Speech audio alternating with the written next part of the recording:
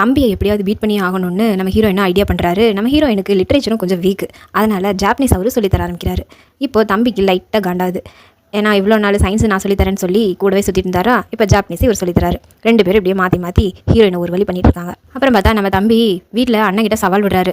எனக்கு உன்கிட்ட இருந்து எப்படியாவது நான் அவளை பிரித்து காட்டுறேன் பாரு அப்படின்னு சொல்கிறான். இதை கேட்டதுலேருந்தே நம்ம ஹீரோ ரெஸ்ட்லெஸ் ஆகிடுறாரு. ரொம்ப பயம் பதட்டம் எல்லாம் வருது.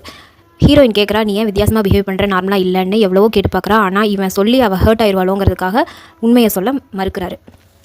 இவன் ஹீரோயினுக்கு கோவம் வந்துடுது. நம்ம இவ்வளோ தூரம் கேட்குறோம் என்னன்னு சொல்ல மாட்டேங்கிறானே அப்படின்னு சரின்ட்டு கோச்சிட்டு எந்திரிச்சு போயிடுறா. பின்னாடியே ஓடி போய் ஹீரோ அவரோட ஃபீலிங்ஸை சொல்கிறாரு. நீ மிங் கூட ரொம்ப க்ளோஸ் ஆகிறது எனக்கு ஒரு மாதிரி ஓவர் பொசசிவாக தெரியுது. நான் பொசசிவாக இருக்கிறதுனால நீ ஹர்ட் ஆகிருவியோன்னு உங்ககிட்ட சொல்லாமல் இருந்தேன்னு சொல்லவும் ஹீரோவை புரிஞ்சுக்கிறாங்க. நீ லீனா கூட க்ளோஸாக இருக்கும்போதும் எனக்கு இப்படி தானே ஃபீல் ஆச்சு. நான் உன்னை ஜட்ஜெலாம் பண்ண மாட்டேன். ஸோ நீ பொசசிவாக ஆக வேண்டாம், உன்னை விட்டு எங்கேயும் போக மாட்டேன்னு சொல்கிறாங்க. ஹீரோக்கும் ஹாப்பி ஆயிடுது. இன்னும் கொஞ்சம் நாளில் எக்ஸாம்லாம் முடிஞ்சிருது. நல்லபடியாக எக்ஸாம் எழுதுறாங்க. ரொம்ப நாள் கழித்து மிங்கையும் பார்க்குறான். மிங் பக்கத்தில் ரொம்ப நாள் நம்ம பார்க்கவே இல்லை, வீட்டுக்கு வேணா அவனுக்கு ஸ்பெஷல் ஸ்வீட் பண்ணி தரேன்னு சொல்லி கூப்பிடுறான். அண்ணனும் அங்கே இருப்பான் அப்படின்னு உறுதி சொல்கிறான்.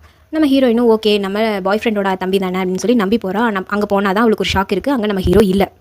மிங்கோட நடவடிக்கையே மாறுது.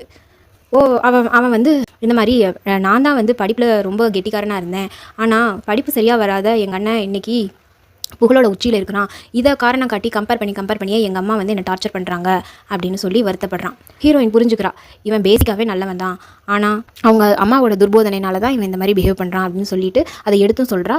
அதை மிங்கும் புரிஞ்சுக்கிறான். மீன் டைம் அவங்க அண்ணன்ட்ட இருந்து கால் வருது. மிங் தான் எடுத்து பேசுகிறான். பின்னாடி ஹீரோயினோட குரல் கேட்கவும் அவன் டென்ஷன் ஆகிடுறான். ஓடி வீட்டுக்கு பார்க்குறான். அப்போது அடிக்க போகிறான் தம்பியை. ஆனால் நம்ம ஹீரோயின் குறுக்க நான் சேஃபாக தான் இருக்கேன், எந்த பிரச்சனையும் இல்லை அப்படின்னு சொல்லி அண்ணனையும் தம்பியையும் உட்கார வச்சு பேச வைக்கிறா. 2 பேரும் ஒருத்தருக்கு ஒருத்தர் மனசை விட்டு பேசுகிறாங்க. மாற்றி மன்னிப்பும் கேட்டுக்கிறாங்க. 2 பேரும் அவங்களுக்கு உண்டான உறவையும் சரி பண்ணிக்கிறாங்க.